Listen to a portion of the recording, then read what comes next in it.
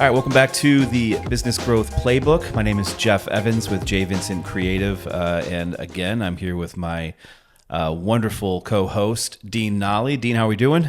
Hey, we're doing great, Jeff. Thanks for having me today. Of course. So today is I'm calling it the Dean Show. Today is all about sales, the frameworks, the playbooks, and we're going to start high level, and then we're going to kind of work our way down into more of the tactical areas I think that you provide, and just kind of go from there if that works for you. Yeah, it sounds great. Awesome. Kind of scary that it's the Dean Show. It is. It's the Dean Show. Yeah, I think they would rather probably hear from Mr. Evans here. But, they'll be hearing plenty from me, that's for sure. So let's get into it, Dean. No, absolutely. Hey, first, I'm seeing a lot of excitement. From the election. It doesn't matter what side that you're on in the election. There seems to be a confidence. I'm watching several clients already invest, making hires of new sales professionals that they were really, watching and kind of holding off on. At the same time, I've watched several clients invest in technology as well. So it's very encouraging. A lot of excitement there. I think the key at this point is hopefully this confidence will help put more trust into a lot of small business owners, because I can tell you what I'm seeing, what I hear regularly from clients, prospects, from other trusted advisors. The business owners are tired of being sold to. And, I think that in most cases where they've had challenges, they probably should have reached out to someone in that discipline or profession a couple of years ago. In some cases, they may know a trusted advisor, and they may say, hey, on the marketing side, you should reach out to Jeff Evans. On sales, you ought to reach out to Dean. At least have a conversation. These are good guys. But if you don't have that warm introduction from someone who knows us and knows we're going to do a good job with someone they have a relationship with, it is really hard to get that message across. So I think the advice I would give to everyone is, on one hand, you have the owners, they need help. We've got to find a way to help them without selling them, because what we all do, and I'm very guilty, as you know, on LinkedIn, owners are looking at multiple newsletters. Hundreds of promotional flyers, newsletters, LinkedIn posts from every trusted advisor out there, demand gen, phone calls, all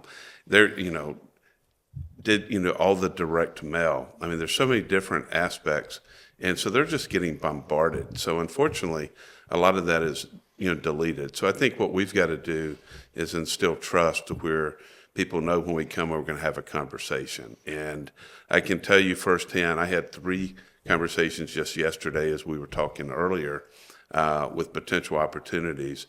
In every scenario, it was either confidence moving forward and they were making an investment.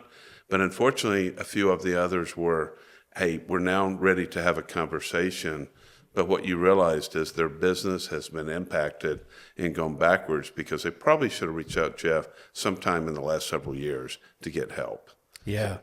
And then, that's an unfortunate place to be in, not just for the business owner, but for the expert like yourself or myself trying to help these people, because now we're coming into a situation where, we're going to have to work extra hard, not only to, build that trust and rapport with the client, but also make up for lost time. Sometimes it's too far, but I think there's a lot of times where we can make up that, and we can provide the value, and whether it's marketing or sales or both, to be able to bring these people back up and then get them, from the yellow into the green, if you will. No, I think you're right. And I think with the confidence I'm seeing, there can't be a better time as we plan for 2025 to get ahead of that. So we can really help the people. But I think it all starts with the conversation. And, some of the stats that I'm seeing that are just simply staggering. When I get a call, I would like to tell you that everything I'm doing is building out that scalable growth model as a starting point with an unbelievable customized sales playbook. Generally, when I'm starting off, is listening, seeing the problems, challenges, and especially the smaller companies, they need your help diving in. I call it infrastructure, but you're diving in fixing things, and you're fixing things like you haven't really thought about. Like, how do you plan your calendar? And I don't mean a month in advance. It may be a week in advance. It may be tomorrow. But it's really helping people understand the mixture of calling on customers, prospects. You're dealing a lot with territory management. They may or may not exist. They may not be effective. You have to really think through with some of the generational aspects, the work-life balance of where you're hiring people and where they work and reside. You're getting into what's the competitive benchmarking, the go-to-market strategy on the sales side. Do they have a CRM, or are they using effectively? Or are they spreadsheet managing everything, suspect, prospect, pipeline, forecast? You start going through those, comp plan, quota. There are so many different areas that generally resonates back to the sales process. Right. It could also be the sales strategy. Probably the other bigger trend I'm seeing, we all talk about the baby boomer business owner exiting the business. They may be selling, transitioning to family, could be an ESOP in some cases to employees. But if you take the high end of Gen X, let's just say 55 and above, go through baby boomer, lower end of the traditionalist up to say 82, for every business owner that is going out of the business on average in that range of say 5 to 50 million in size, there's 2 to 4 sales professionals that are also exiting due to retirement, maybe health issues, a lot of personal decisions to be with aging parents or moving to children, grandchildren. And I got to tell you, if you haven't planned for that, that's critical, because 2 things happen. You have sales professionals that don't need to be managed. They know your business, your products, your services better than anyone in the company. They know your customers, prospects, competitors. They know everything of how to be successful. Most importantly, they care. They're almost like family. They're very loyal.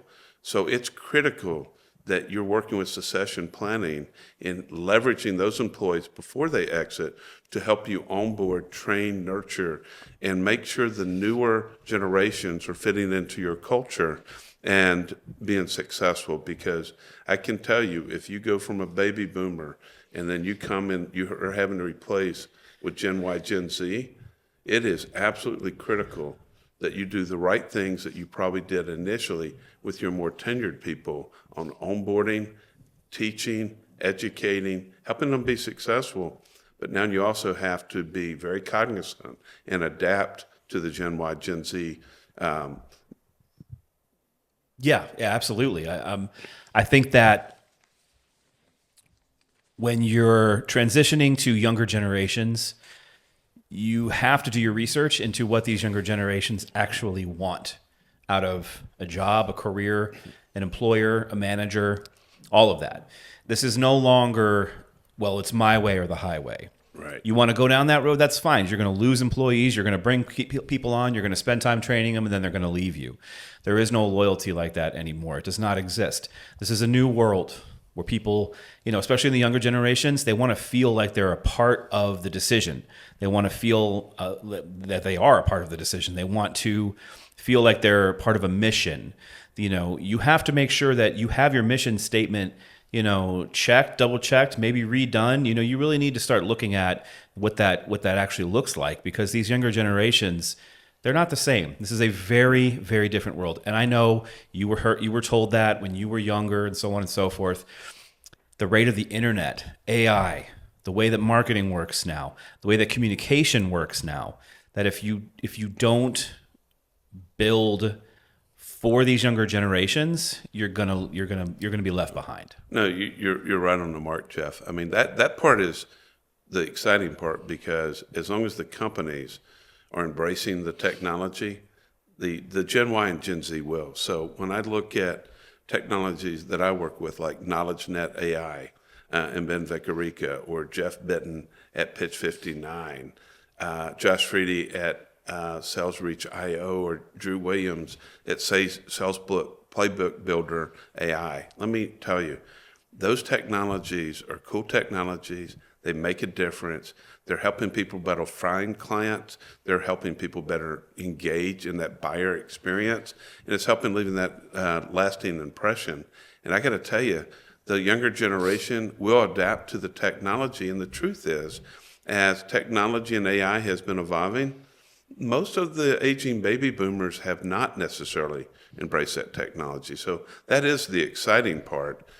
You just have to take advantage and make sure that you're integrating, making those investments if you're a small business, within as a culture investment. I'd agree. I think technology is going to play a huge role. It already has, and it will. I think some of the legacy types of businesses, manufacturing and so on, they have new technologies that they're having to bring in, but a lot of it is still what it was, and it will always be, and that's great. There are industries that, plumbing and roofing and HVAC and things like that are what they are. They aren't really going to change. Now there is some evolution, obviously, in product line, but at the end of the day, it still is what it is, and that's not going to change.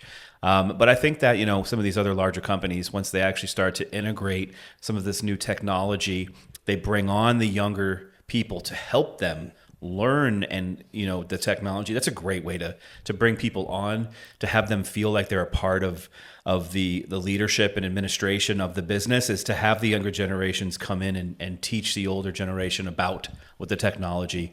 And you may be like, what? No, and have a little bit of humility here and let these younger folks teach us all something. I'm 46 years old. I learn from kids that are 20, 18, 22 all of the time in digital marketing, because that's a younger generation. There's just a different brain set there, a different way of looking at things than for me. So I'm humble enough to know if I need to learn something, I'm going to YouTube and looking for the youngest buck that I can find that's successful in it, and it works out.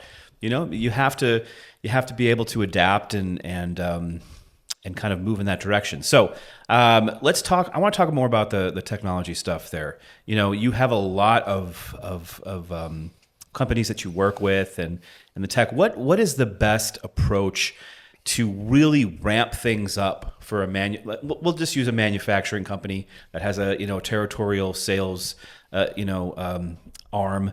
What's the best approach here? Because we need to move fast. Okay, they're in the red. They waited too long.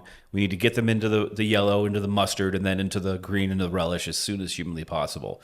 So what would be your approach for that? Well, I think the thing you can't do on the front end is take a shortcut. So it is absolutely critical that you do a discovery, which says, I have to listen. I have to ask the right questions. We have to agree on the right strategy, because the most important part, anything you put in place, has to be repeatable and predictable. So generally when I'm coming in, especially smaller companies, but not necessarily smaller, you're actually not a consultant. I feel like I'm more a builder, an architect, because if I went and handed them a blueprint or a playbook, they may not know how to implement it. So I've got to really dive in and do the work to help get everything working, get it stabilized. Now that's the critical part, but at that point, you need to be embracing technology, and you've got to make sure that it's repeatable and predictable. Just like the one client I was referencing earlier when you and I were talking. I mean, yeah. I've seen them make an investment now in one additional sales professional and looking to put another in. Well, the key is we have a predictable, repeatable process that's growing and working. So we know as we onboard the new reps, one we're doing now and another that we're hiring, we already know that we have the right model. Now we need to nurture and make sure that we're hand-holding to build that. We're also leveraging the existing people in the company come from a collaboration perspective. So you have people on the marketing, the IT, the operations side. Everyone is embracing and making a difference. And I think that's making the culture of the company that much better. I think the key part is it's got to be stabilized first. Therefore, it's predictable and repeatable. And at that point, I think you're going to also be more comfortable to make those investments in your company. I love that. Yeah. I mean, I have a tendency when I come into a company that's kind of, behind the eight ball, that I have a tendency to want to rush and to, speed to lead, which is definitely something that's very important. But taking the time to listen and have that discovery call or that discovery meeting, an hour, 2 hours, 3 hours, however long that process is so vitally important that we don't miss something that we didn't catch initially. Whether it's a rogue salesperson. For me, a contact form that's not sending the contact information. I can't tell you how many times that happens with any company out there. It's amazing. Well, and it is. And what you need to make sure when you're doing the discovery, you have to be in a position to make sure that what the owner believes are the issues, that you're also having a touch point with everyone else that's customer facing. So what I try to do is we have a good 4.0 assessment that we use that addresses every aspect of sales strategy, sales process, methodology, analytics, KPIs, as well as the people in the organization. Right. And that encompasses a lot of different issues. But what you need to then do is benchmark that with everyone customer facing. It could be in marketing, ops, other sales, other leaders, because that owner may not be getting the full story from other people. But even more than that, they may be looking at something that's really a symptom or a derivative of a different issue. So what you got to make sure is that you're really addressing the root cause or the leverage point, and then you're going to put that strategy in place to go to try to accelerate the business. But if you take a shortcut, unfortunately, what you're going to find is you're going to find surprises. But that's okay too, because I haven't had a client yet where I've gone in that I haven't uncovered or they haven't uncovered something that we should have captured up front. So you've got to be willing to pivot and make adjustments to your priorities when necessary to assure that you're getting to that stability level. Can you get, it doesn't have to be that specific, but can you give me an example of what you're just talking about? Yeah, let's say that everyone is looking and saying, hey, the real issue here is, we're not priced competitively. Maybe that's coming out, or we don't have the right product for this segment. But then when you go out and you touch all the employees and you get the feedback in aggregate, all of a sudden they're saying, hey, it's really more of a service customer support issue, or maybe it's in reverse. But what happens is people get a perception this is the issue. In a lot of cases, they don't have the courage or to tell the owner of the real issues, or maybe they're trying, but the communication's not there. So it's a great way to get grounded, to make sure that all of the things you're tackling around strategy process, the KPI analytics, the people, you're addressing all of the right things and you're addressing it in the right approach. How long is a typical discovery, kind of portion of when you come into a company? How long does it take for you to kind of get this whole thing mapped out and ready to go? Well, it's a great question. We start out of the gate with the 4.0 assessment. That's a computerized approach to get the input. But then what I also do, I've obviously done it with the owner and leadership up front, but then I want to have one-on-ones with each of the other customer facing or a subset to then use that as a validation tool. That normally will take about 30 days, Jeff. It can be accelerated. It really becomes a time issue. That's probably a solid 5-day, full day approach from my perspective. At that point, what you'll find is there's generally multiple ways to start to address all of the issues to get to the sustainable model. So what you got to decide on, what is that right approach you want to go? Because if there's multiple approaches, that's okay, but you've got to land and start with a certain approach. Okay, let's go through an approach then. Well, here let's jump over to the framework, because I think with the framework, when you look at the framework, and let me back up a second. The first part is getting it sustainable, right? So you're addressing, again, when you go into, and let's just give a few examples. You take it sales strategy. I mean, you're looking at, elevator pitches, value props. You're looking at the industry, competitive benchmarking, your go-to-market strategy on the sales, piece. I mean, just giving a perspective, on the sales process, again, territory management, comp plans, quotas, people, how are you hiring, training, how are you evaluating the skill set needed? And I don't mean personality, behavior, psychological. I mean, what is the skill set required to sell whatever product or service that you are, promoting? Because what you want to do is to hire people as close to that benchmark as possible.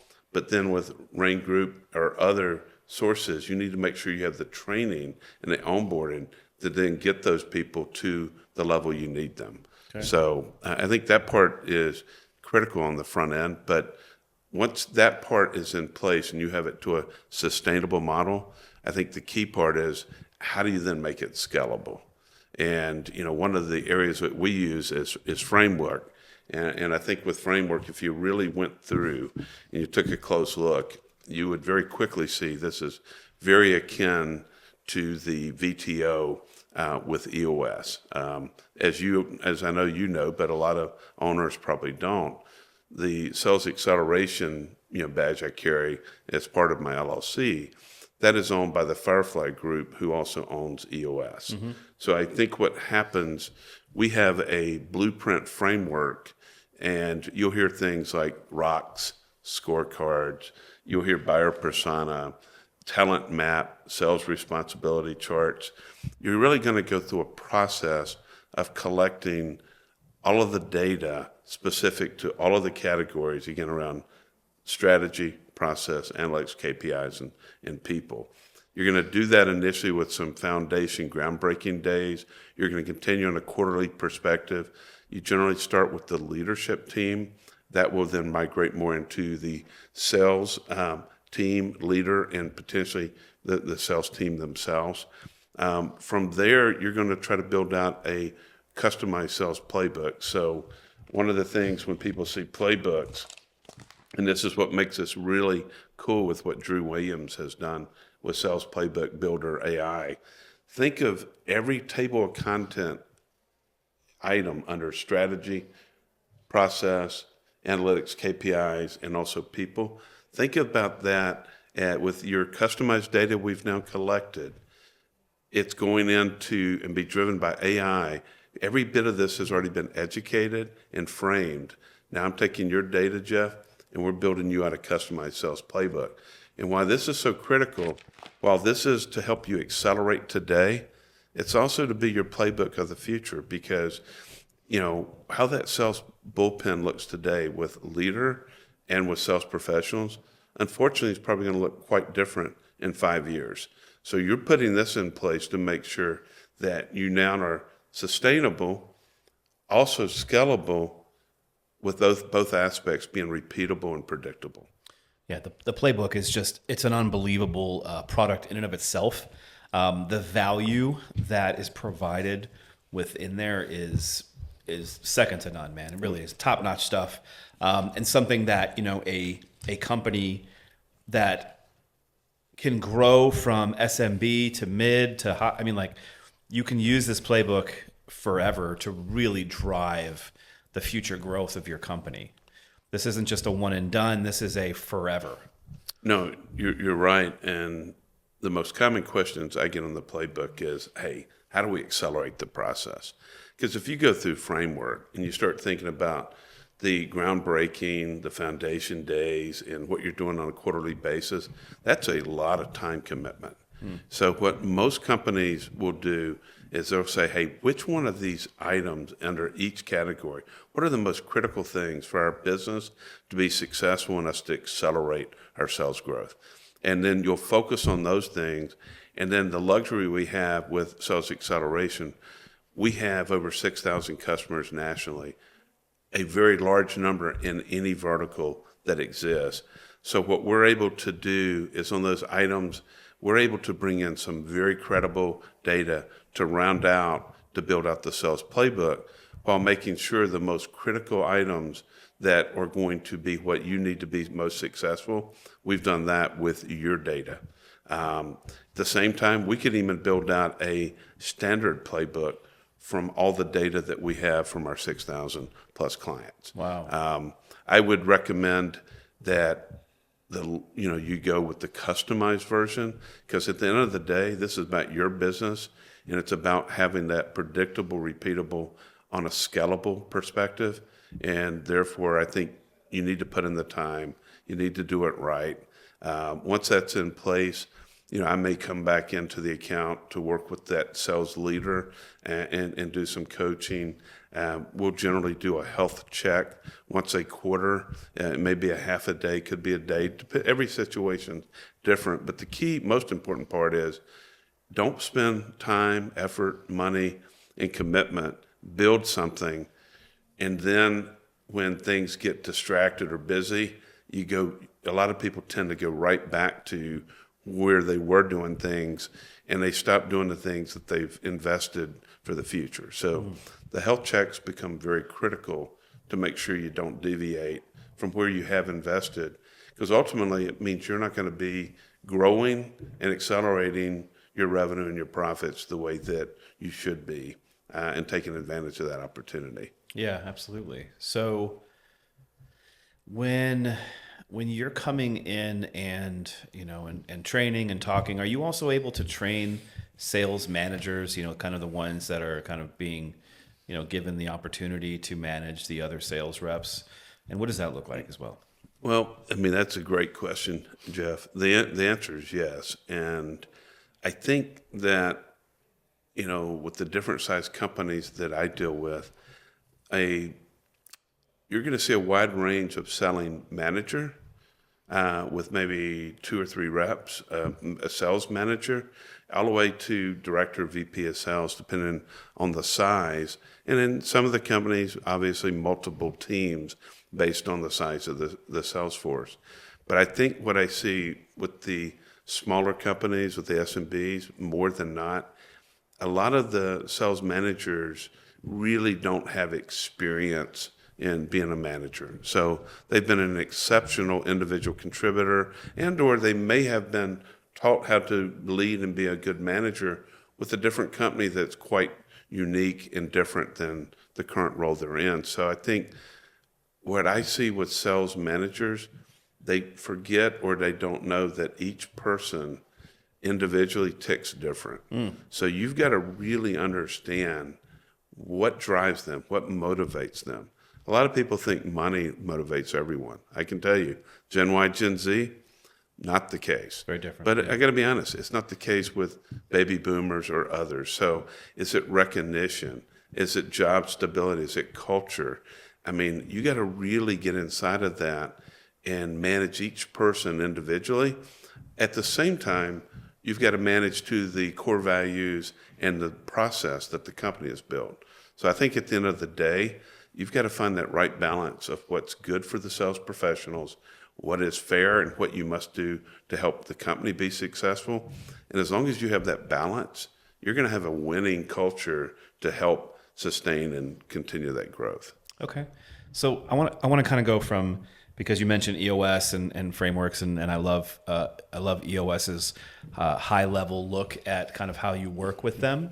The little blocks sheet, I'm sure Right. You've seen that. Joe Carr certainly showed us this, and I absolutely love it. And I'm going to build one for my own business too. So kind of take us over that high level look. So, let's say, a business owner has, sent you an email. Dean, I want to talk to you about, what you do and if you can help my company. Kind of walk us through that process. That's a great question. And I wish that I had been doing this 6 months ago, Jeff. Most important, your trusted advisors or that owner that you're talking to, you can't sell them. I mean, you have got to back up and truly understand, ask the right questions, and have a conversation. Sure. That part is probably the most critical part. And I think that part is lost. And that aspect of the entire process is the most critical. And why? Well, if you don't ask the right questions and you don't go through that and take the time, you don't zip your lips, what's going to happen? You're going to not uncover some of the most important ways that you could have helped that customer accelerate their growth and repair their issues. Right. And so whether it's with the business owner initially, whether it is with one-on-ones with other customer-facing individuals, it is really important that you go through that process. I can tell you that, especially on the sales side, I feel like I'm on double secret probation because I'm the guy coming in that's supposed to help you grow your sales. You want me to stabilize it quick. You want me to help you grow exponentially the revenue and the profits. You're looking for all these silver bullets. But at the end of the day, I have to educate, re-educate, and back up and continue to educate. Because at the end of the day, especially if it's a founder sales-led owner, she or he that's built that business, they were the sales engine. They've done a great job. So you've got to not only listen and find ways to help build their business, you got to help them feel really good about it and leverage all the great things that they have done and keep those in place and then build upon them. And, that's a lot easier said than done. But I can tell you, if you're not listening and capturing and really understanding their pain, understanding their vision and where they need to go, you're probably not going to address the most important elements of how you could actually help that company. Okay, so you've peeled back all the layers of the onion. You've gotten all the questions answered. You've been able to uncover a few, we'll call them low-hanging fruit, silver bullets, what have you. What's the next step to actually engage Dean Nolly? Well, the next step would be building out the statement of work together and picking a date to get started, making sure I have the time to build into the schedule. I got to tell you, the last few clients, there wasn't me closing them. It was almost them closing me, or quite honestly, it just happened naturally because we'd already determined I was a good fit for their culture. I liked the client. I knew I could help them. We had already identified all the starting points. It was just a matter of putting it on paper, and it really wasn't something where you had to close. I mean, it was natural. Both parties saw the value, and I think the key is you got to start with those conversations, and you can't do that generally if you're not at least on the phone or ideally, in a lot of cases, face-to-face. Now, speaking of face-to-face, once the statement of work is done, you are coming into their offices and actually meeting with them and working together. That's a great question. That to me is, one of the most fun parts. I do have, as you know, a couple clients that I've worked with that are outside of Atlanta or Georgia, and great people, good accounts. It's been fun, but it is different when you're not walking in that office. Right. The clients here in Atlanta, I can be a part of their culture. I'm going to see things, pick up on things. The other part that's really cool for me is I've been in Atlanta going back to 1991. So I know this market. I understand the demographics of all of Georgia, but also Atlanta extremely well. So when you start trying to build out the business and how to most tackle the different opportunities, I mean, it really falls in my wheelhouse, but there's nothing more fun than being with the customer in their office, or also I like to go out and do some ride days, and I'll spend time in the field when I can with the reps. And it's not for me to go babysit and to micromanage. It's to learn, but I'm really trying to understand, how does a rep think? And maybe I can pick up things with the clients and see things that potentially, maybe they're a dumb idea, but maybe it's a whole new opportunity or a different approach that has never been done. So I'm going to always learn by being out in the field with the people, supporting them, and touching the clients and prospects. Okay, great. I think this is, I mean, we're over 30 minutes. It's a great episode already. You've touched on a lot of amazing sales value, especially from what you do for a living. I think the fitting thing would to end the episode would be if you could tell people exactly how to engage you in your company and what actually makes a good fit for you. Yeah, it's a good question because, as you know, my background is tech. I mean, software, services, SaaS, a lot of workflow software in that mix. But I also have been with companies that made products, so on the manufacturing side. And if you would have asked me a year ago, where would I focus? I would tell you it's definitely the tech companies, software. The reality is, what I have found is it's horizontal. Right. I'd only have one customer that would be tech. Yeah. When you start thinking of the other distribution, freight forwarding, commercial building, and other clients and people I'm talking to, the issues are the same, Jeff. So I think that the most important part is reaching out to have a conversation and seeing if it's a fit, because at the end of the day, I may be able to help them, but maybe I'm not a right fit for their culture. I mean, nothing wrong with that, but I know other people that are, or as you know, with one of the opportunities that came my way in the last several months, it was truly B2C all through social marketing. So I handed that off to someone like you that could better take care of the client, because I really was not a right fit. Great opportunity. I just didn't feel I had the right skill set. So that's the commit, that I give to anyone that reaches out, whether it's a trusted advisor putting their name on me, Vistage Chair, C12, Convene, a tab leader, CEO Alliance, is I'm going to have a conversation. I'm going to be very respectful, not to sell. And if I'm not the one that can help them, I'm going to reach out and find someone that can. If I can help them, at that point, I'm going to determine how, and then we'll go from that aspect and move forward with the engagement. All right. Well, that sounds good, Dean. Now, how should people get in touch with you if they want to move forward? Yeah, just reach out. You'll see me on LinkedIn. You'll see Sales Growth Imagination. You can't miss me out there. You are everywhere, yes. Yeah, so just reach out. Let's have a conversation. And again, my commit, it's to have a conversation. I'm going to be listening. If I can help you, I'll let you know how. If I can't, my commit is I will help you try to find the right person that can help you. Absolutely. You will. That's for sure. Well, thanks again for watching, listening to another episode of the Business Growth Playbook with Jeff and Dean. Please find us on YouTube, Spotify, Apple, and anywhere else that you consume content. LinkedIn, of course, we'll have all of our clips up there as well. Thank you again, Dean, and until next time, take care. Thank you, Jeff.